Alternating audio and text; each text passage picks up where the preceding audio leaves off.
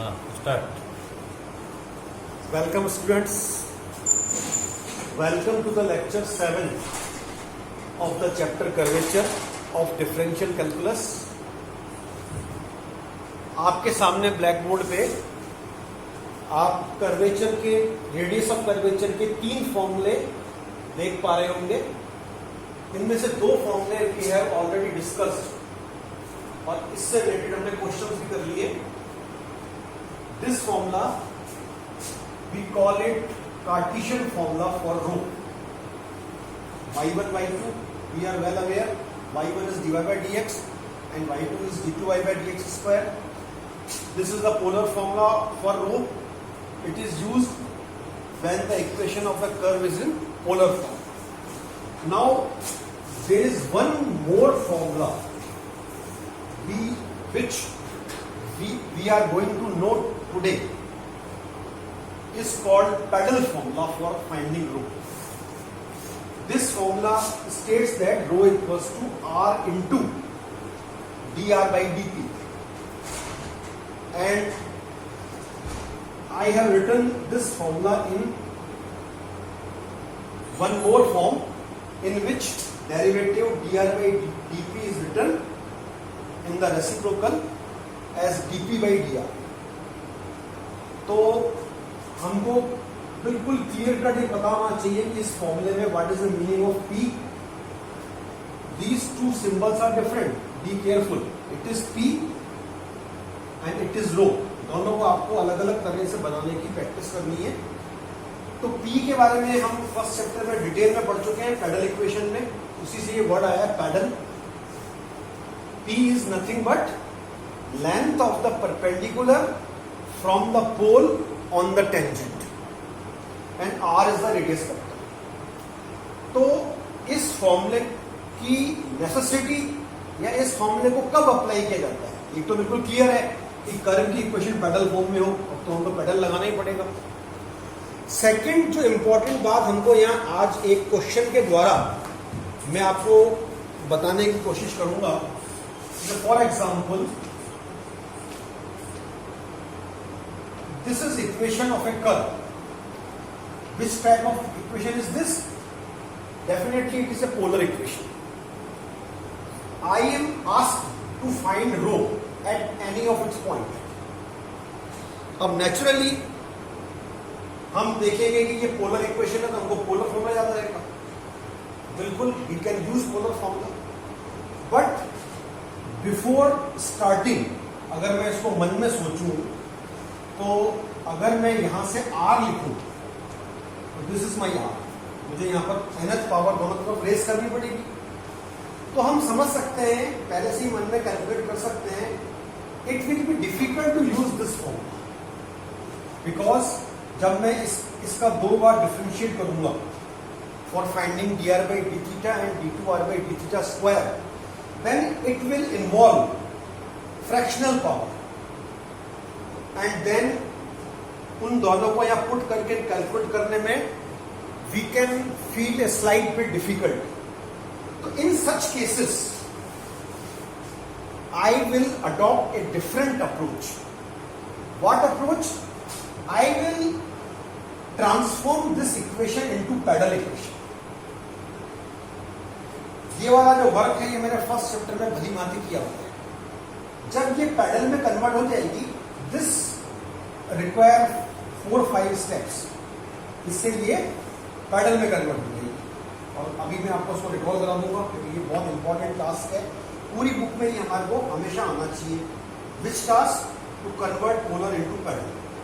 जब हमको pedal equation मिल जाएगी तब आप इस पैडल फॉर्मूले को देखिए. इस फॉर्मूले में डिफरेंशिएशन के नाम पर केवल एक सिंगल डेरिवेटिव कैलकुलेट करना है. No need to calculate second order derivative और कोई कैलकुलेशन भी नहीं है इसमें तो पावर 3/2 फिर और कैलकुलेशन सिंप्लीफिकेशन है. यहां पर एक्स्ट्रा वर्क सिर्फ ये है कि पोलर को पैडल में चेंज करना, उसके बाद फॉर्मूला अप्लाई करना will be easier for us. So let us follow the approach. सबसे पहले मैं इसको यहां लिख दूंगा एग्जाम में. First of all we will convert the equation, given equation into pedal. इससे क्या होगा, हमारी कॉपी चेक करने वाले को पता पड़ जाएगा कि वी नो द कंसेप्ट। अब टू कन्वर्ट इनटू पैडल, सबसे पहले हम हमारा फॉर्मूला जो है हमारा tan phi का वो अप्लाई करेंगे। There are two ways to get pedal equation. According to my opinion this way is much simpler. First find phi, तो आप देखिए phi फाइंड करने के लिए फिर यहाँ पर मुझे लॉग लेना पड़ेगा, तो एक स्टेप यहाँ पर आपको यहाँ कर देना इधर, फिर ये फॉर्मूला लिखना। तो taking log both sides, log लेने से क्या होगा, फिर log makes my differentiation easy. इससे मुझे प्रोडक्ट रूल नहीं लगाना पड़ेगा, पावर से मुझे मुक्ति मिल जाएगी। तो आप देखिए इसके बाद में क्या करूंगा, differentiating this both side with respect to theta. तो आई थिंक दैट ये क्वेश्चन हम पहले कर चुके हैं, तो डिटेल में मैं इसकी न जाकर सिंपल जो लॉगरिथमिक डिफरेंशिएशन के रूल हैं वो मैं अप्लाई कर रहा हूं। तो आप देखिए यहां पर आई गेट 1/10 phi। लॉग लेकर डिफरेंशिएट करने से एक बेनिफिट ये होता है कि tan phi की टर्म पूरी की पूरी यहां बन के आ जाती है, r d theta by d r, इसका रेसिप्रोकल आगे बन। Then I am writing it minus tan theta, tan n theta. फिर मैं इसको, चूंकि मुझे tan phi फाइंड करना है तो इसका मैंने रेसिप्रोकल किया, तो tan phi equals to minus cot n theta. अब जैसा कि आप याद कीजिए, मैं आपको प्रीवियस फर्स्ट चैप्टर के लेक्चर में बता चुका हूं कि यहां मेरी कोशिश क्या रहेगी, टू कन्वर्ट इट इनटू +10। अगर ये +10 में कन्वर्ट हो जाता है तब दोनों साइड में tan से tan रिमूव कर दूंगा। तो आप देखिए, for writing into +10, I will use the formula tan pi by 2 plus x is equals to minus cot x।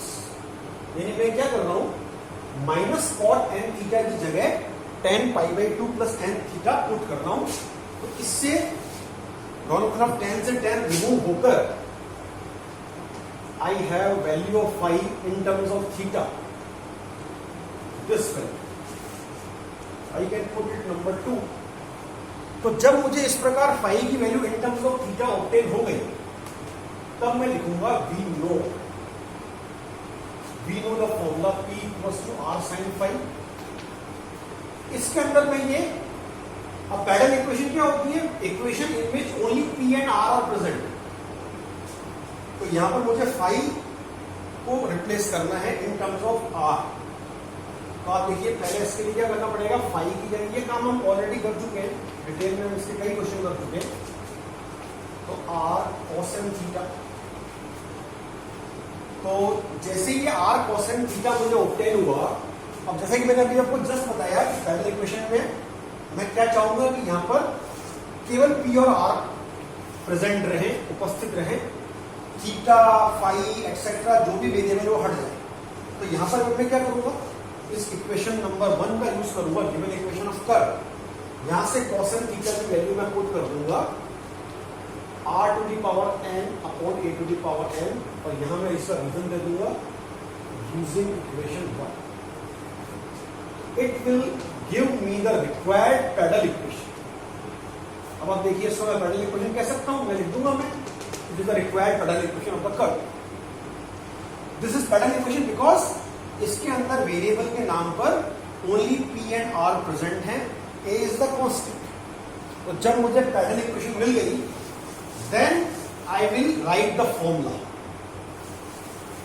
Now मैं लिखूंगा I know pedal formula for radius of curvature in pedal form is this, and after writing this formula what I have to put, for what I have to put value of dp by dr। चाहो तो मैं इसको यहाँ पहले से अलग से निकाल लूंगा, यहाँ मैं डायरेक्ट लिख लेता हूँ dp बाई dr, दोनों साइड r के रिस्पेक्ट में डिफरेंशिएशन करते हैं हम। तो आई गेट दिस, यहाँ पर मैंने इसका डिफरेंशिएट कर दिया पावर रूल से। So ultimately I have a to the power n plus 1 r to the power n। This is my final answer. क्योंकि आप देखिए इस फॉर्मूले को अप्लाई करने से डिफरेंशिएशन में बिल्कुल दिक्कत नहीं आई और कैलकुलेशन में भी कोई दिक्कत नहीं। ठीक है, तो इसमें 90% टास्क किसका रहा? पोलर को पैडल में चेंज कर दिया। 10% में ही हमने रेडियस ऑफ कर्वेचर फाइंड करने का टास्क किया है। तो इस तरह के और क्वेश्चंस आपको अपनी बुक्स में मिलेंगे और ये इंपॉर्टेंट क्वेश्चंस की कैटेगरी में आते हैं। फिर देखिए I am doing one more question. ये लाइन जो मैं लिख रहा हूं, I have to prove it. ये क्वेश्चन भी आपके एग्जामिनेशन में आया हुआ है और लैंग्वेज क्या लिखी हुई है? For any curve prove where the symbols have usual meaning. Symbols have usual meaning का मतलब ये है, इस फॉर्मूले में जो जो भी आपको सिंबल्स दिख रहे हैं, रो, फाई, आर, एस, इन सबके स्टैंडर्ड मीनिंग है जो कि होते हैं, यानी इनसे हमें वही अर्थ निकालना है जो इनका होता है। अब आप सबसे पहली बात इसमें क्या नोट करेंगे कि इस फॉर्मूले में कोई कर्व की इक्वेशन गिवन नहीं है। यहां पर क्या लिखा है लैंग्वेज में, क्वेश्चन में? For any curve. इसका मतलब ये फॉर्मूला किसी भी कर्व के लिए होल्ड करेगा आफ्टर प्रूविंग। तो आप देखिए, अब एग्जामिनेशन में आपको इस फॉर्मूले को प्रूव करने की जो स्टार्टिंग लाइन है वो याद, अगर वो भूल गए तो ये क्वेश्चन बहुत ही छोटा है, ऑलमोस्ट 4-5 लाइन में हो जाएगा, पर आप इसको प्रूव नहीं कर पाएंगे। तो आपको ये सोचना है कि इस डेरिवेटिव पे फोकस करना है। ये डेरिवेटिव डेफिनेटली इस प्रोसेस से आया है, यानी कि second order derivative is nothing but differentiating of first order derivative again. तो अब जब मैंने इसको इस तरह से सोचा तो मुझे इसके बारे में भी फॉर्मूला सोचना पड़ेगा या इसके बारे में कोई रास्ता सोचना पड़ेगा।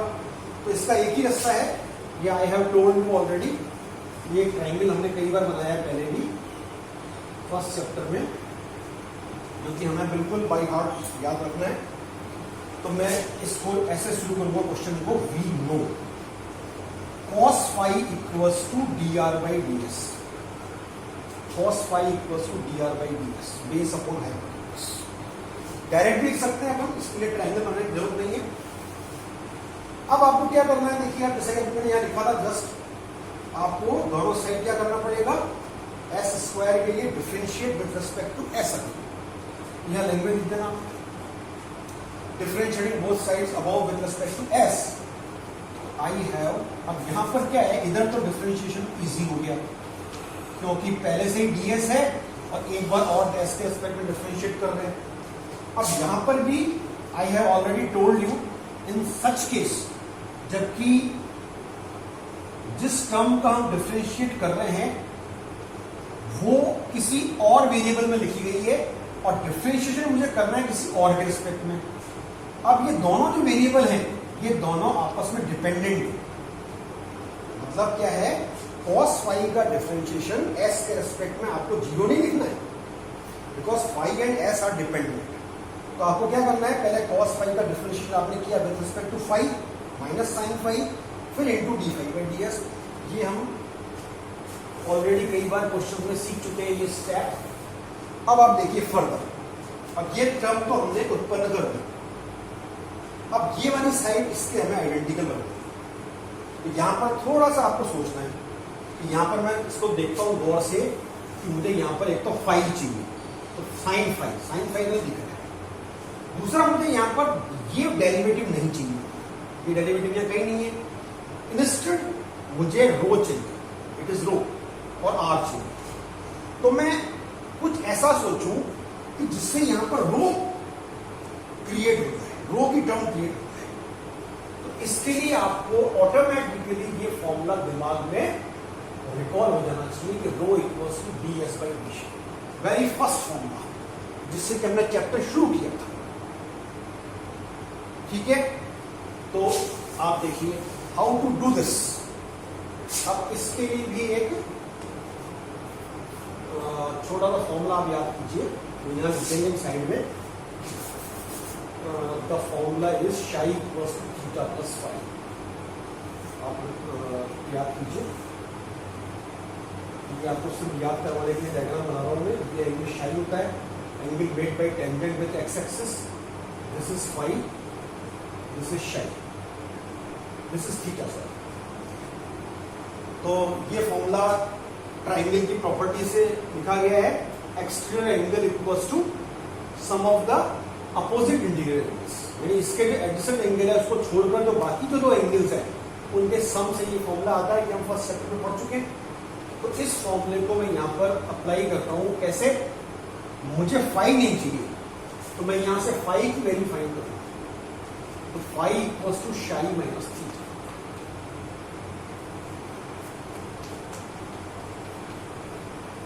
ठीक है. और ये फॉर्मूला मैं यहाँ लिख दूंगा नीचे. सिंस अब ये माइनस साइन फाइव, अब यहाँ पर मैं एक ही काम कर सकता हूँ. इसका अंदर दोनों साइड दोनों टर्म्स का अलग अलग डेरिवेटिव कर दूं मैं, डिफरेंशिएट कर दूं मैं. ये हमारा रूल है. ठीक है. अब आप देखिए ऑटोमेटिकली यहाँ पर रेडियस ऑफ कर्वेचर की टर्म क्रिएट हो चुकी है. ये अभी मैंने जस्ट लिखा था formula rho equals to ds by dy. तो ये इसका रिवर्स आया है, रेसिप्रोकल आया है. अब आप फिर अगर उस चीज को देखें रिक्वायर्ड जो मुझे प्रूव करना है तो आपको अपना रास्ता मिल जाएगा कि आप इसको भी हटा दें. बल्कि यहाँ पर मुझे sine square phi upon r चाहिए. तो अपॉन आर के लिए आप ऑटोमेटिकली दिमाग में आपके क्लिक कर जाएगा कि अपॉन आर की टर्म हम ऐसे क्रिएट करते हैं यहाँ पर. यानी मैंने क्या किया, आर से डिवाइड और मल्टीप्लाई कर दिया. और ये मेरी R H S as it is. अब यहाँ पर फाइनली आप देखिए वही ट्राइंगल जो मैंने अभी लिखा था, बनाया था, are d theta by d S. ये फाई था. इस ट्राइंगल से मैं इसकी वैल्यू क्या पुट करूंगा बताइए. R d theta by d s यानी कि लंब upon curve, that is sine phi. तो यहां पर मैं inside bracket sine phi put करता हूं. और ये मेरा d2r by d S square. और इसको मैं अगर सिंप्लीफाई करता हूं तो it is easy to see that मेरा रिक्वायर्ड रिजल्ट ऑब्टेन हो चुका है. तो आई थिंक 2 मिनट अगर हो तो मैं एक क्वेश्चन छोटा सा और कर दूं ताकि ये आपकी एक्सरसाइज फिनिश हो जाए. या next. Thank you very much.